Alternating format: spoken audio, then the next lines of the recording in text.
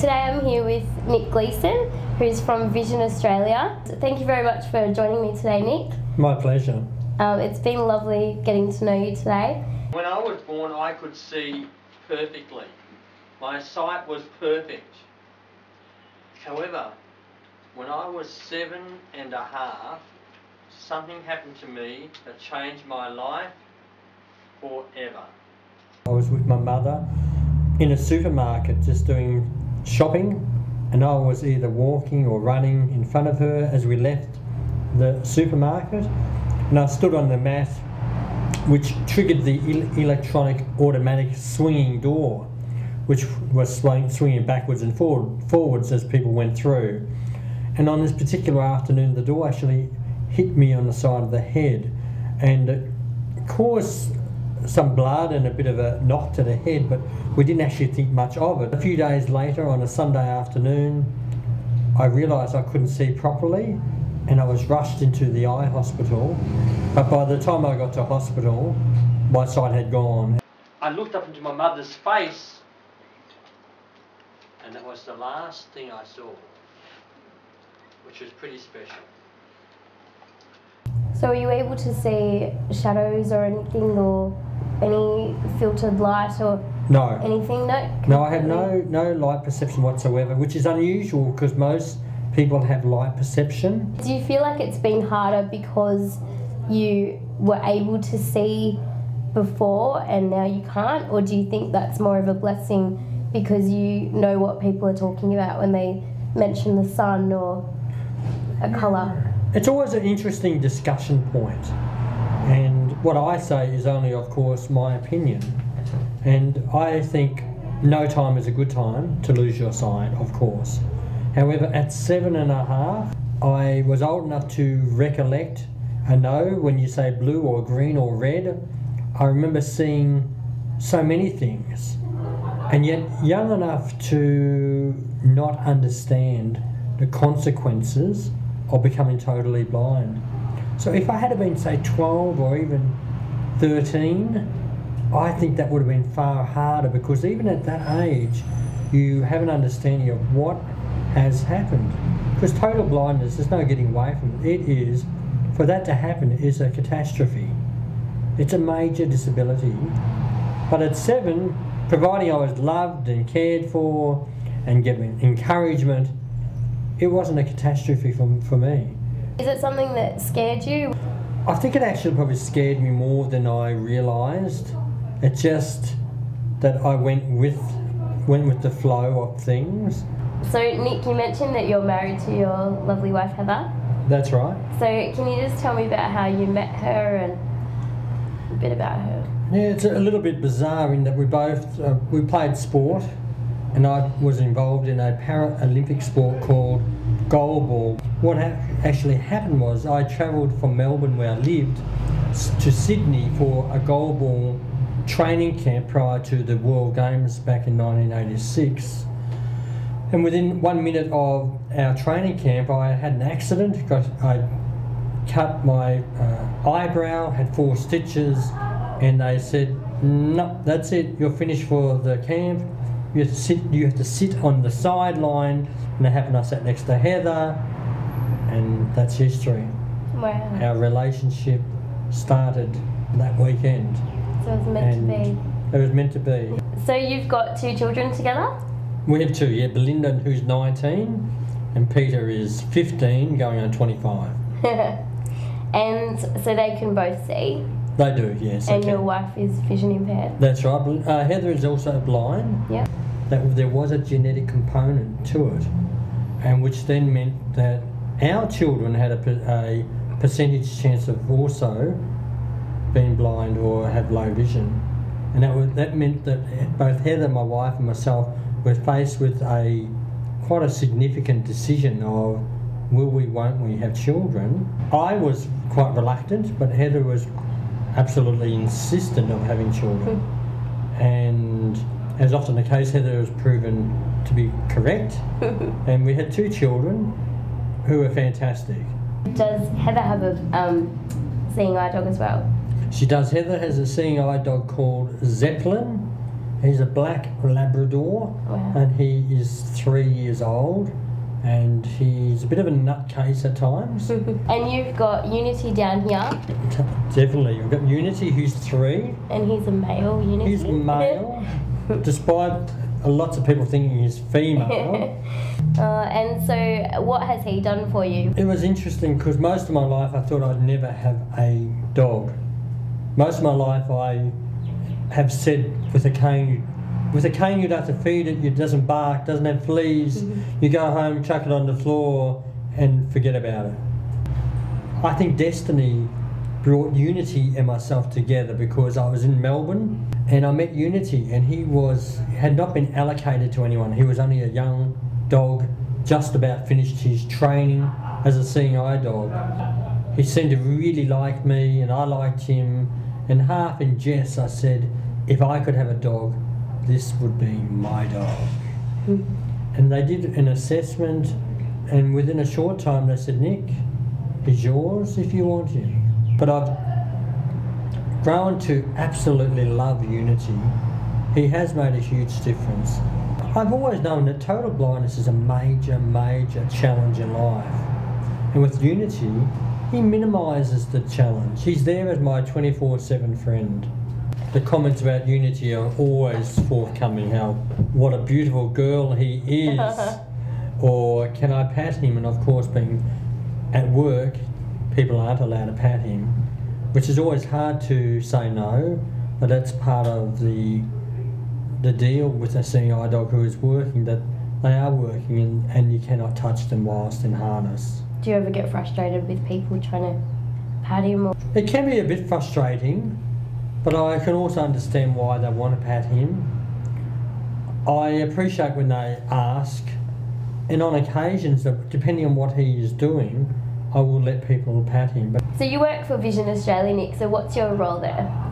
my role at Vision Australia is primarily I coordinate a speakers network, and they're volunteers who give presentations to groups in the local community to outline what happens at Vision Australia, so that if they know of people who need to access Vision Australia, they know where to turn, where to pick up the phone and who to call.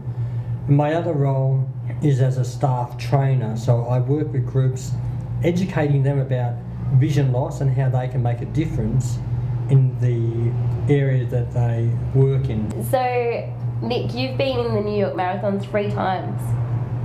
What was that like? New York Marathon was extraordinary. And I've done 9 marathons in total, but New York has always pulled me back to wanting to do another marathon. I'm sure I could break a leg and still finish New York Marathon. It's so motivating that I would just get up and keep going. Nothing would stop me. I've got a rather strange question to ask you. Great. It's something that I was writing about a little while ago in my blog about dreaming. Being sighted when you were younger and then becoming blind. Do you still dream visions? Most of my dreams these days are the way that I perceive the world now, and that is through hearing and touch.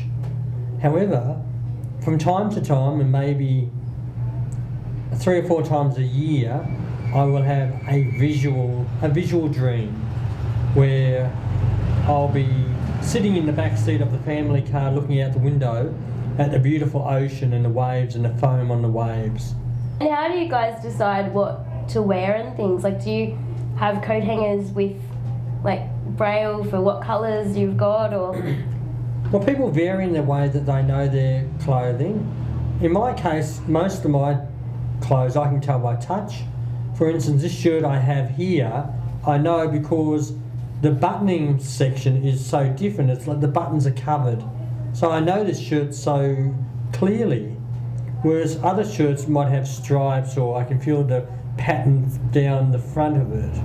So you must have a good memory then if you can remember, what shirt belongs to what pocket and which buttons are on what pants or whatever. I do. Having said that, most of my clothing I try to buy that will mix and match. Yep. And at times my 2 children will be helpful selecting of a tie.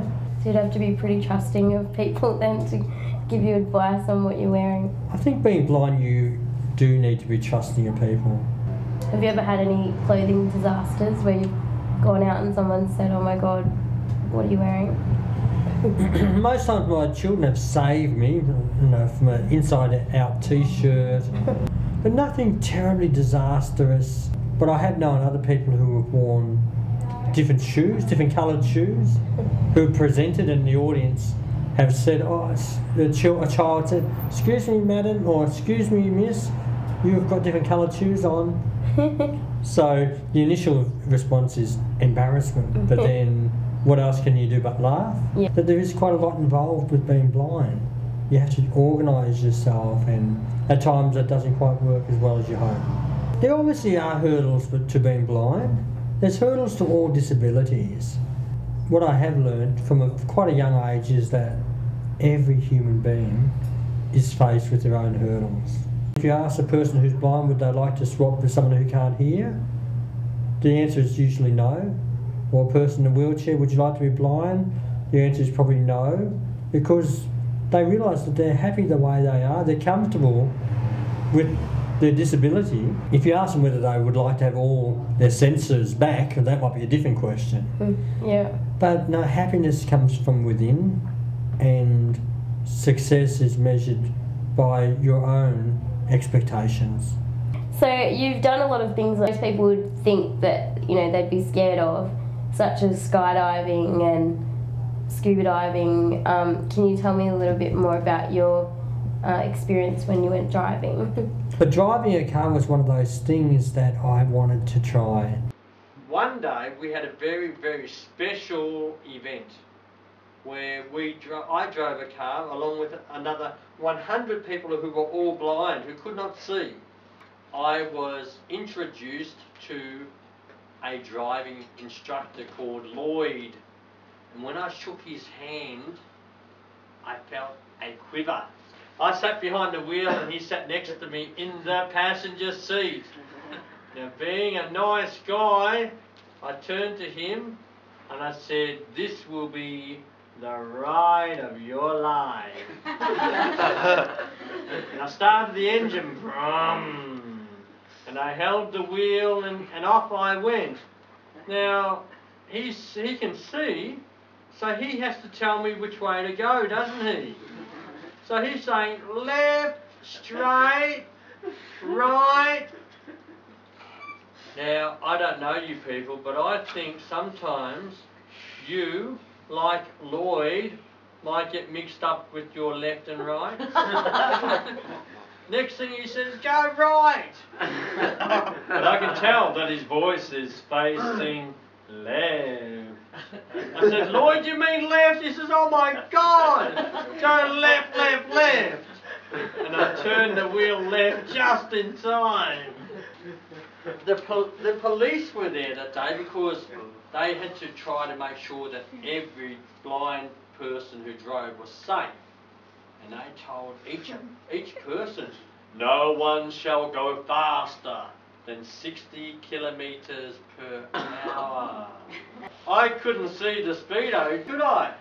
So Lloyd says, Nick, you're up to 90 kilometres per hour. I squeezed that accelerator harder and I reached 100 k's per hour. And I turned to Lloyd with a big smile on my face and I said, Lloyd, let them take my licence. Tremendous for my passenger.